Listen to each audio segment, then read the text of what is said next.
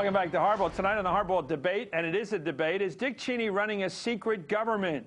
The Vice President's refusing to report documents his office classifies or declassifies. He can do anything he wants, he says, as required by presidential order. He doesn't go along with those orders because he believes he's an agency of the executive branch and exempt. Actually, he believes he's not. So where does the Vice President exist in this government? If he's not in the executive branch, he's in the legislative branch, but he controls huge portions of the executive branch. Who is he? We begin tonight with Melanie Sloan, who is with Citizens for Responsibility and Ethics in Washington, and Frank Gaffney, president of the Center for Security Policy. Melanie, make your case. What's the Vice President doing wrong? Is he exceeding his authority? Is he abusing it? What is he doing?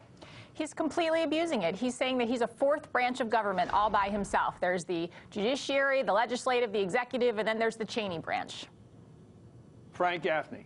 It's my understanding the president's executive order exempts him and treats him in much the same capacity as the president himself, not an agency, but part of the top leadership of the United States government. Is he accountable to the Congress? I think he's accountable in some respects. In that respect, not.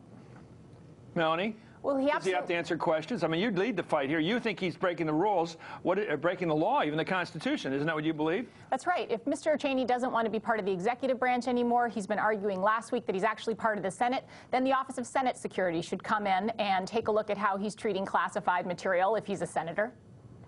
He's not a senator. Of course, he's the vice president of the Senate. There is an executive order. It does not apply to the president. I think we all agree with that. That's not a constitutional arrangement. That's the arrangement the president has established. I think he is within his rights to establish that the same applies to his vice president as well. Let's go to specifics. People who watch this program care about energy policy. They care about foreign policy. Let's start with something close to home, energy policy. The vice president was well known to have organized an energy task force. That was the basis for this administration's energy policy with regard to importation of oil, et cetera, everything. Refinery capacity, everything. He refuses to tell anybody who was in that room with him. Frank, do you think that's kosher?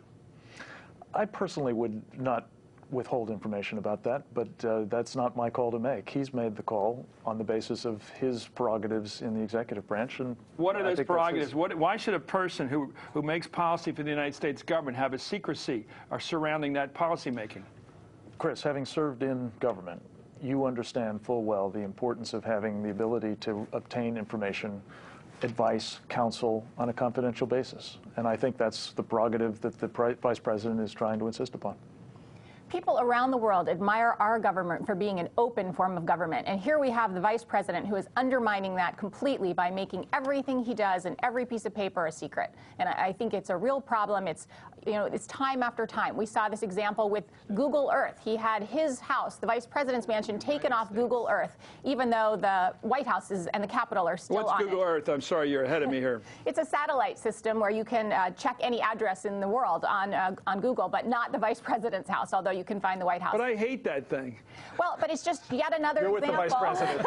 I agree with you. I mean, talk about security problems. A lot of people have anonymous addresses in this world because they don't want to have to hire Secret Service agents to take care of them. What's wrong with that? It is the Naval Observatory in addition, and we have the White House and the Capitol are both there. It's just another example of how the Vice President is obsessed with I'm going to switch sides here. My thumb is now going to his side. Let me ask you this. Do you think the Vice President is within his rights to deny the Congress its request for a list of those who visit visit him at the residence of the Vice President? Again, keep that secret as well. All his visitors secret. Again, if it were up to me, I don't think I would make that call. But on the other hand, I can understand the importance of the Vice President being able to obtain confidential counsel as he sees fit. And the difficulty we have, let's be honest, is the kind of information sharing that we can all agree in principle is a nice thing to do in open government and all that, can in fact have a chilling effect on the kind of counsel that you get. And that's the consideration. I'm a big fan of yours, obviously, Frank, but and I'm a big fan of yours too, Chris. Well, let's not get too funny, but you sound like Giuliani on abortion. You say, I wouldn't have an abortion myself, or my partners wouldn't, but our wife wouldn't, but I think everybody should have a right to. So you're saying basically that the Vice President would be much better off for the Republic if he would clear some of this stuff with us, let us know some things, and not be so secretive. Is that your point of view? Secrecy's not helping his position. If I were the vice president, I would try to make such information as I thought could be made available without chilling the counsel I'm getting. But he's making the judgment on a more comprehensive here's basis. where it gets hot, Melanie. Please jump in here. We talked earlier tonight to Congressman Rahm Emanuel, who's, of course, head of the Democratic caucus in the Congress, who's trying to cut off funding for the vice president's office. Here's a statement from Megan McGinn, who works for the vice president. She's deputy press secretary, about what Emanuel has said. Congressman Emanuel has a choice to make. He can deal with the serious issues facing our country, or he can continue to play more partisan politics. Okay, let me ask you this. Do you support the idea, Melanie, that the U.S. Congress should cut off funding for the executive offices of the vice president as long as he denies being part of the executive? Absolutely. If the vice president doesn't want to be part of the executive branch anymore, then he can go fund his fourth branch of government all by himself. Frank Gaffney. I think this is ludicrous. The vice president is serving in a critically important capacity in a time of war. Okay, all those people this amounts to games. All those people that work for him, who are policy advisors, who are operatives, who get things done for him, all those people do serve in an executive capacity. You agree with that, right? I think most days. How can they take orders from someone who is not an executive then?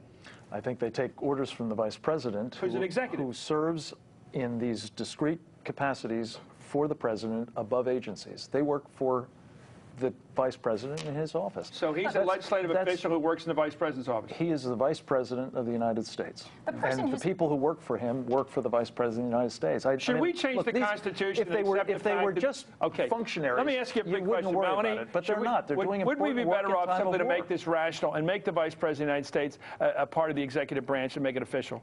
He already is part of the executive branch. The person who's playing games. He's right, technically. No, he's not right. Technically, he's part of the executive branch, and this is just no a game. executive authority at all. None of the Constitution. He's simply there to preside over the United States Senate as chief presiding officer and to replace the president should that be necessary. But he has no executive authority at all. Well, just because he has whatever authority that the president gives him, his authority is entirely derivative. That's exactly what I'm saying. It's entirely derivative, and the vice president's given. He went back to Maine.